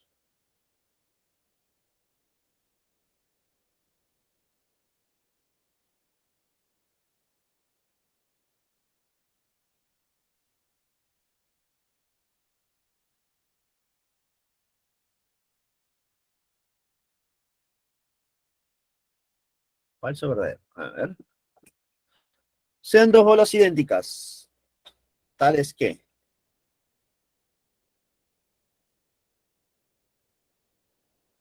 antes y después. Ahí está. Ahora, acá el jueguito de palabras es muy importante, ¿no? Dice, siempre, en un choque de dos cuerpos, siempre se conserva la cantidad de movimiento de cada cuerpo. Siempre. Es lo que ocurre cuando impactan dos cuerpos con la misma velocidad en direcciones opuestas y con la misma masa. Al rebotar, ¿qué va a ocurrir? Cambia su dirección. Cambia su dirección. De tal manera que para la verde y para la naranja, al inicio, al final, ¿cómo son? Son distintos. Son distintos. Entonces, no siempre. Hay casos donde sí se puede conservar y hay casos donde no se puede conservar. Es Profesor, posible. pero como sistema sí, ¿verdad? Ah, como sistema sí. Mm. Por eso acá lo aclaran, ¿no? Para cada cuerpo. Para cada cuerpo, no siempre. En realidad, casi nunca se conserva para un solo cuerpo. Es raro, ¿eh? Es raro encontrar un impacto entre dos cuerpos y que uno no se genere cambio. Es casi raro. Para que ocurra eso es porque uno de los cuerpos es muy grande. Por ejemplo, ¿no? Imaginemos un camión lleno de carga, un tráiler que tiene esos containers y un tico y una bicicleta. Si impactan estos dos, ¿tú crees que el impacto entre una bicicleta y un tráiler genere un cambio en el tráiler? ¿Tú crees que su cantidad de movimiento cambie?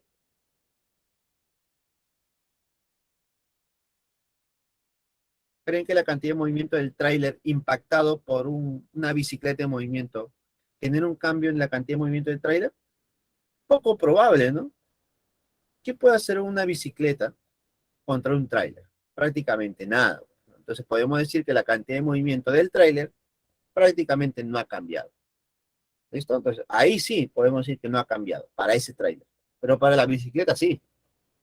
Entonces, son casos muy particulares donde generamos eso. Lo normal es que cuando impactan dos cuerpos, los dos cambian, pues, ¿no? Los dos cambian su cantidad de movimiento. ¿Listo? Pero como mencionó hace un momento su compañera, para el sistema sí va a ser el mismo. Para el sistema se conserva. Para el sistema. ¿Correcto? Entonces la segunda sería falsa. Pues, ¿no? 3. En un choque elástico, ¿se conserva la energía cinética de cada cuerpo? ¿Cómo juegan con las palabras? ¿No? ¿De cada cuerpo se conserva o del sistema? Se conserva la del sistema, ¿no? La del sistema. Por lo tanto, esta creo que sí es falsa también, ¿no? Antes y después, ahí está. La energía cinética por cada partícula puede ser distinta, ¿no? Puede cambiar. Esto. Pero lo que no cambia es para el sistema. La energía cinética para el sistema al inicio y al final debe ser la misma. Debe ser la misma. Por lo tanto, la tercera es falsa. Verdadero, falso, falso. La clave sería la A. Problema 3, avioncito, chicos. Avioncito.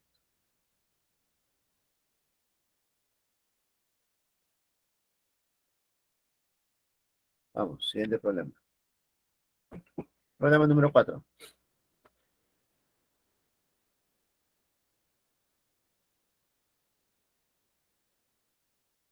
Claro, Kiara, efectivamente. Cada cuerpo cambia su cantidad su energía cinética porque cambia su velocidad.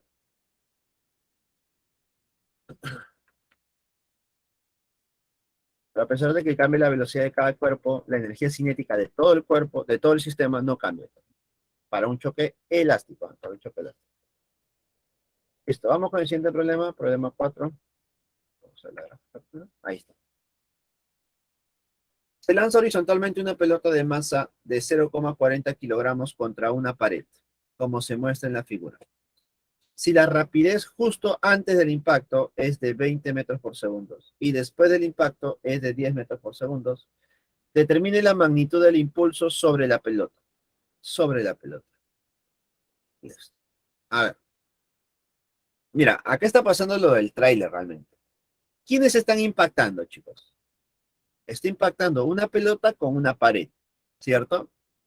Entonces yo te pregunto, si la pelota impacta con la pared se moverá. La pared no se inmuta, no se mueve. Por lo tanto, es innecesario analizar la pared, porque la pared no genera cambio de cantidad de movimiento. ¿Listo? Entonces solamente voy a analizar la pelota. Entonces me pregunta, determine la magnitud del impulso sobre la pelota. Entonces, si yo quiero el impulso solamente sobre la pelota, recuerda que el impulso es igual a variación de cantidad de movimiento o fuerza por el tiempo. Entonces voy a aprovechar el impulso igual a la variación de cantidad de movimiento para calcular lo que me pide. Entonces, cantidad de movimiento antes del impacto. Cantidad de movimiento antes del impacto sería masa por velocidad inicial. La masa es m, pero la velocidad inicial es hacia la izquierda. ¿Y cuánto sería hacia la izquierda? 20, ¿no? 20 metros por segundo hacia la izquierda. Y cantidad de movimiento justo después sería masa por velocidad final. Masa por velocidad final. La velocidad final tiene un valor de 10 metros por segundo hacia la derecha. Entonces ya tengo la cantidad de movimiento inicial, la cantidad de movimiento final. El impulso sería la diferencia de estos dos. Al restar, mira lo que me queda. Al restar, básicamente lo que me está quedando es sumar velocidades. Bueno, sumar magnitudes, ¿no? Sumar los valores. Yo te recomendaría que tú no hagas este tipo de procedimientos de colocar variables hasta el final, porque te puedes marear con los signos. Tú de forma directa calcula la cantidad de movimiento inicial. Sería masa por velocidad inicial. Como la masa es 0,40, lo multiplicas por la velocidad inicial, que sería menos 20. La velocidad inicial sería menos 20 porque va hacia la izquierda. Y para la cantidad de movimiento final, masa, que es 0,40, por la velocidad final, que sería más 10. Más 10. Entonces tú calculas los dos valores y luego lo reemplazas. Y calculas la diferencia de estos, ¿ya? Para que no te confundas con los signos. Ten cuidado, por favor. Entonces el impulso sería la masa por la rapidez inicial más la rapidez final. Pues son valores nada más, ¿no? Son los números, la cantidad escalar. Estoy reemplazando, me quedaría 0,4 por 10 más 20. 10 más 20 es 30. Y 30 por 0,4 sería 12. 12 y newton por segundo. Entonces significa que el impulso es un impulso de 12 y newton por segundo. Date cuenta que el impulso es a la derecha. ¿Y por qué es a la derecha? Porque justo este impulso, representado por una fuerza a la derecha, genera ese cambio de dirección. El cuerpo venía hacia la izquierda, la fuerza impactó y generó un cambio de dirección. ¿Listo? Ya está. Entonces, ese impulso es generado ¿por quién? Por la pared, obviamente, ¿no? El impulso es generado por la pared. Problema número 4, la respuesta es la C. ¿Correcto, chicos? Problema 4, casita. ¿Alguna consulta?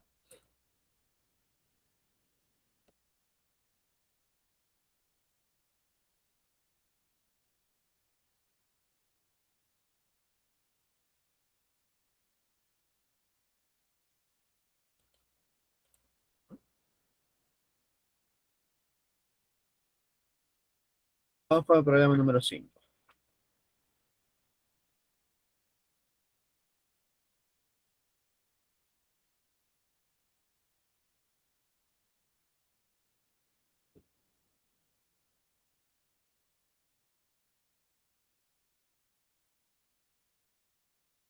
¿No?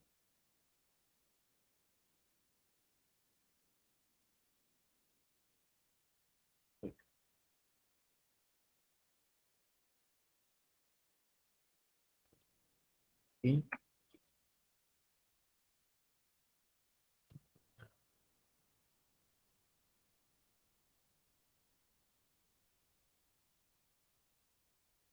Listo. Problema número 5 dice lo siguiente. La figura muestra la gráfica de la fuerza versus el tiempo, ejercida por una raqueta sobre una pelota de tenis de masa de 60 gramos. Si la velocidad de la pelota justo antes del impacto es menos 10 metros por segundo, hacia la izquierda, determine su rapidez después del impacto. Esto es muy parecido al problema anterior, ¿no? Solamente que en el problema anterior te daban lo contrario, ¿no? Te daban la velocidad para que calcules el impulso. Ahora, ¿qué te dan? El impulso para calcular la velocidad. ¿Y cómo que me dan el impulso, profesor? Porque ahí ves la gráfica. La gráfica de la fuerza en función del tiempo. Recordemos que cuando nosotros calculamos el área de esa gráfica, el área de esa curva, bueno, el área debajo de la curva, sería el impulso, ¿cierto? Entonces ahí notamos que la fuerza de impacto está variando de 0 hasta un valor máximo y de un valor máximo a un valor 0. Todo esto ocurrió en ¿En 2 qué? En 2 milisegundos. ¿Por qué milisegundos? Porque ahí notas que el tiempo es igual a 10 a la menos 3 segundos. Es decir, milisegundos. Tiempo muy pequeño de impacto. Ya está. Entonces, lo primero que tengo que hacer, creo yo, es calcular el impulso. que es el área del triángulo, ¿no? El área del triángulo es base por la altura sobre 2, o un medio de la base por la altura, un medio de la base por la altura. Un medio de la base. ¿Cuánto es la base, profesor? 2 por 10 a la menos 3. No te olvides las unidades. Y la altura sería 3, no te olvides las unidades, por 10 al cubo. 3 por 10 al cubo. De tal manera que el impulso sería 3 newton por segundo. 3 newton por segundo. Una vez conocido el impulso, ya puedo calcular la velocidad final mediante este teorema. El impulso es igual a masa por velocidad final menos masa por velocidad inicial. ¿Listo? Masa por diferencia de velocidades. Entonces el impulso sería 3, la masa sería 60 por 10 a la menos 3 por la diferencia de velocidades, que sería velocidad final menos velocidad inicial. ¿Y cuánto es la velocidad inicial? Como velocidad, como cantidad vectorial, menos 10. Sumamente importante representarlo como un vector. Menos 10. De tal manera que velocidad final más inicial, bueno, velocidad final más 10 es igual a 50. ¿Cuánto sería entonces? La velocidad final sería 40. 40, chicos. Problema número 5, la clave es la D.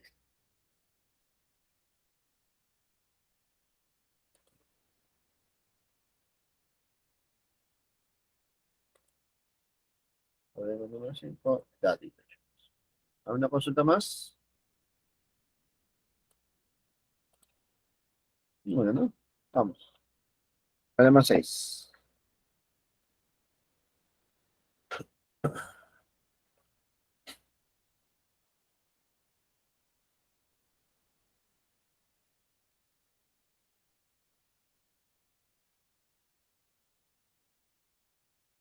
La figura muestra dos bolas A y B de masas iguales, de 2 kilogramos. La bola A tiene una rapidez de 2 metros por segundo y colisiona frontalmente con la bola B, inicialmente en reposo. Asumiendo que la colisión es inelástica, determine la cantidad de calor que se libera. Desprecie la fricción en la superficie horizontal.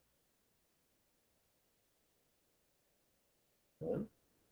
Listo. Importante que me diga que despreciemos la fricción, porque si hay fricción, entonces habría otro calor liberado debido también a la fricción, ¿no? Es solamente debido al choque, ¿no? Vamos a calcular. Listo. A ver. De la conservación de la cantidad de movimiento, yo puedo decir cantidad de movimiento inicial igual a cantidad de movimiento final.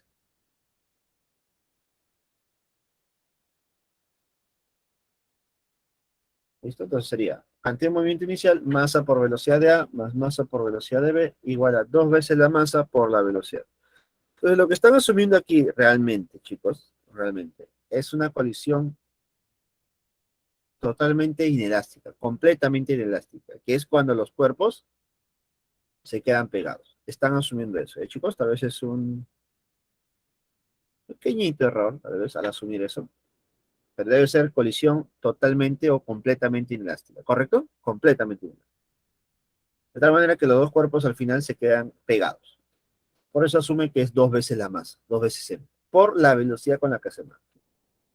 Ya está. Como al inicio el cuerpo B está quieto, en reposo, y el cuerpo A está en movimiento con una velocidad de 2, entonces reemplazo los valores.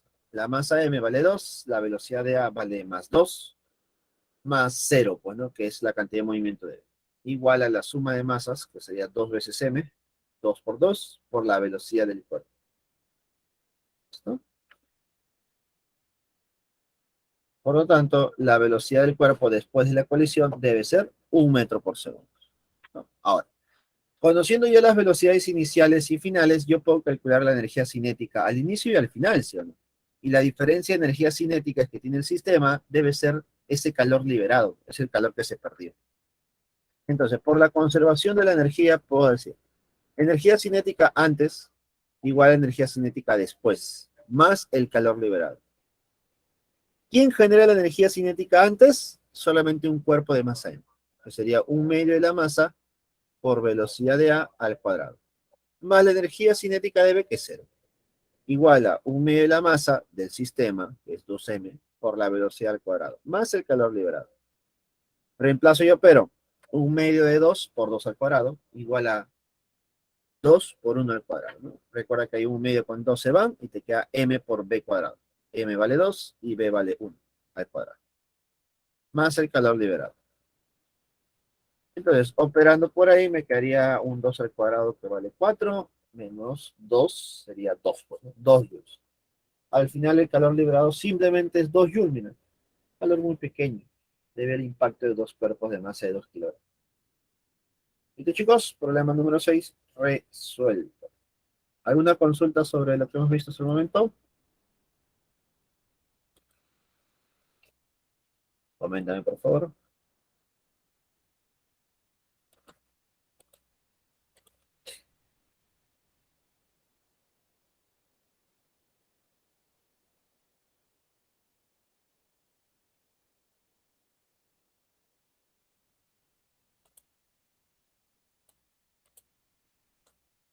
Problema número 6, la clave sería la B, pues, ¿no? Problema 6, parquito. Vamos con la 7, chicos. Listo. Ya está, muy bien. Solamente esa pequeña corrección, tal vez para mí, que es colisión completamente inelástica. Esto completamente inelástica. Recuerda que una colisión inelástica es cuando se genera deformación, ¿no? Y cuando esta deformación genera que los cuerpos se queden pegados, toma el nombre de colisión completamente inelástica. ¿Listo? Pues ahí faltó el completamente inelástico. Totalmente inelástico. Vamos, problema número 7. La densidad del planeta Marte es aproximadamente 5 octavos de la densidad de la Tierra. Y su radio es 16 sobre 25 veces el radio de la Tierra. Determine la magnitud de la aceleración de la gravedad en la superficie de Marte si en la Tierra es 10. A ver, este problema está elaborado por las condiciones que tenemos, ¿no? Pero es clásico realmente. Tenemos al Marte y la Tierra. Marte y Tierra. Cada uno con sus respectivos radios, ¿no? Radio de la Tierra y el radio de Marte. Entonces, sea la densidad ρ sub 0, la densidad de la Tierra, y ρ la densidad de Marte, podemos decir que la densidad de Marte es igual a 5 octavos la densidad de la Tierra, ¿correcto? Sabemos que la densidad se calcula como masa sobre volumen. Masa de Marte entre volumen de Marte es igual a 5 octavos de la masa de la Tierra entre volumen de la Tierra. Profe, y aquí encontramos una relación entre las masas. Masa de Marte entre masa de la Tierra es igual a 5 octavos del volumen de Marte entre volumen de la Tierra. Tú sabes cómo calcular el volumen. Asumiendo que es una esfera, pues. Asumiendo que es una esfera. Recuerda, se asume que es una esfera. Para el planeta se asume eso. ¿Listo? Entonces, el volumen de Marte es igual a 4 tercios de pi o 4 pi tercios por radio al cubo. Entre 4 pi tercios por radio de la Tierra al cubo. ¿Qué le sacas? 4 tercios se van. Pi también se va. Le sacas el pi y te queda radio al cubo de Marte entre el radio de la Tierra al cubo. Y al final encontramos esta relación, ¿no? Relación de masas con relación de radios. Entonces, todo esto, el concepto de densidad o dato de densidad es para esto. Para encontrar una relación entre la masa y el radio, básicamente. Pero luego viene el otro dato, donde me dicen también la relación de radios. Por dato, relación de radios es 16 sobre 25, pues, ¿no? R de Marte entre R de la Tierra es igual a 16 sobre 25. Reemplazando ahora en el tema de gravitación universal, mira, tenemos la gravedad en la superficie de la Tierra sería G por masa de la Tierra entre radio de la Tierra al cuadrado. Y gravedad en la superficie de Marte sería G por masa de Marte entre radio de Marte al cuadrado. ¿Qué pasaría si nosotros dividimos estas dos expresiones? Gravedad de Marte entre gravedad de la Tierra, dividimos y me quedaría al final, mira. La constante se van, las masas se dividen, masa de Marte entre masa de la Tierra, por radio de Marte entre radio de la Tierra al cuadrado. Y justo esas relaciones tenemos arriba, ¿no? En la ecuación 1 y 2. Pues reemplazando 1 y 2 en 3, tendríamos gravedad de Marte entre gravedad de la Tierra es igual a 5 octavos por radio de, radio de Marte entre radio de la Tierra al cubo por radio de la Tierra entre radio de Marte al cuadrado. Ahí simplifico radios con radios y me quedaría 5 octavos de radio de la Tierra entre radio de Marte. Disculpa, radio de Marte entre radio de la Tierra, que sería 16 sobre 25. Pues al final la relación de gravedades sería 2 quintos. Pero como la gravedad en la Tierra vale 10, al final, ¿cuánto me quedaría la gravedad en Marte? 2 quintos de 10. Es decir, 4. 4 metros por segundo al cuadrado. Los problemas de gravitación universal tienen casi la misma idea, chicos. Siempre es dar forma. Casi siempre es dar forma. Esto, así que tienes que tener mucho cuidado al despejar, al simplificar, al dividir y al comparar, ¿no? Ten mucho cuidado, porque es simplemente dar forma. En ese proceso, como no hay numeritos, todo es variable, te puedes confundir, ¿correcto?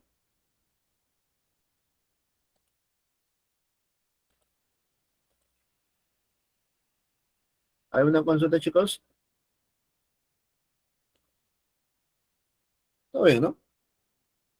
Listo. Revisen, por favor, problemas anteriores del tema de gravitación universal y guíense también de eso. Tal vez esta pregunta en un examen es poco probable. Créeme, poco probable que venga un examen. Poco probable. ¿Puede venir? Sí, pero es el peor de los casos. Así que traten de revisar las otras preguntas de gravitación universal, que es un poquito menos operativo, menos extenso. ¿Correcto, chicos? Tal vez con una relación directa, ¿no? Te dicen la relación de masas y la relación de radios, y de frente. Ya no estar encontrándolo con la densidad y todo eso. ¿Listo? Tener en cuenta eso, por favor. Revisen las preguntas de siglos anteriores o de exámenes anteriores. Va a ser una buena referencia. Pregunta número 8, chicos. Y última pregunta.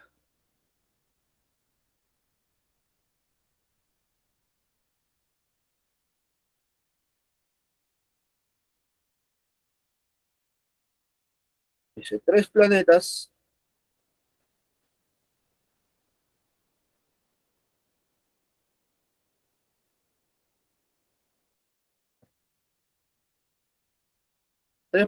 esféricos A, B, C aislados están alineados, como se muestra en la figura. Si la fuerza entre A y B y la fuerza entre B y C representan las magnitudes de las fuerzas gravitatorias de A con B y de B con C respectivamente, hay la razón entre la fuerza de B con C entre la fuerza de A con B. Bueno, a calcular fuerzas. Como me dan la relación de masas, para A es M medios, para B M y para C 2M, ¿no? La fuerza entre A y B y la fuerza entre B y C son calculables, ¿no? Según la gravitación universal, la fuerza entre A y B y la fuerza entre B y A es lo mismo, ¿no? Entre A y B y B y A es lo mismo. Fuerza de interacción. Entonces sería constante de gravitación universal, producto de las masas, M medios por M, entre distancia al cuadrado. Esto es igual a G por M entre 2D cuadrado. Simplemente dando fórmula. Operando, ¿no? Lo mismo calculo para B y C, que es lo mismo que C y B. Constante de gravitación universal, producto de las masas, M por 2M, entre distancia al cuadrado, 4D al cuadrado. Esto es igual a G por M cuadrado entre 8D cuadrado. Entre 8D cuadrado. Profe, ¿y ahora qué hago? Que la magia se haga, pues. Divido. Nada más. Constante de gravitación universal, masa al cuadrado entre 8D cuadrado, entre G por M cuadrado entre 2D cuadrado. ¿Qué le sacas? Los G se van, le sacas la M al cuadrado, los D al cuadrado también se van, ¿y qué me quedaría? 2 entre 8. Y 2 entre 8 es un cuarto. Entonces la relación de fuerzas es de 1 a 4. Entre 1 a 4. Pues hay más fuerza entre A y B que la fuerza entre B y C. Claramente, ¿por qué no? Porque están más cerca. Profesor, pero los otros cuerpos tienen mayor masa. Es posible, pero están muy lejos. No compensa tanto. Problema número 8, la clave sería avioncito, chicos. Avioncito.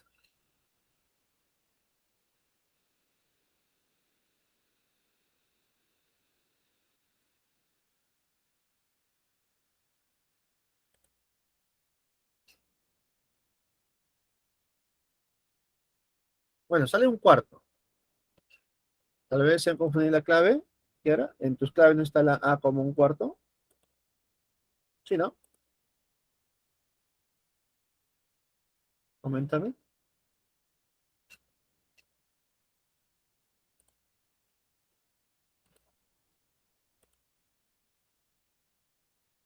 Sí sale la A, ¿no? Está bien, ¿no? Sí, sale la A, está bien. Cuarto.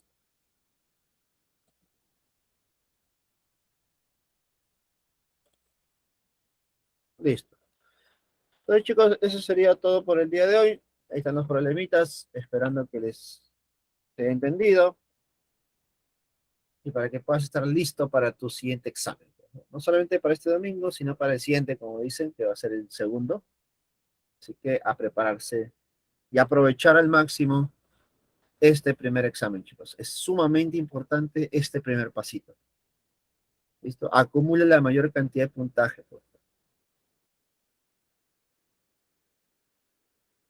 Claro, si los cuerpos están más cerca, habrá mayor fuerza. Mientras más cerca estén, mayor fuerza tendrán. Porque la separación es pequeña, pues. Si la separación es pequeña, entonces la fuerza aumenta. Básicamente lo que encontramos ahí es una relación entre la fuerza y la distancia. La fuerza y la distancia al cuadrado son cantidades inversamente proporcionales. Inversa. A mayor distancia, menos fuerza. A menor distancia, más fuerza. Y la fuerza con la masa son directamente proporcionales. Ya, a ver. Ya, Alessandra. Alessandra, tú me vas a ayudar hoy. ¿Está bien, Alessandra? Te dicto las claves y tú los copias. ¿Está bien?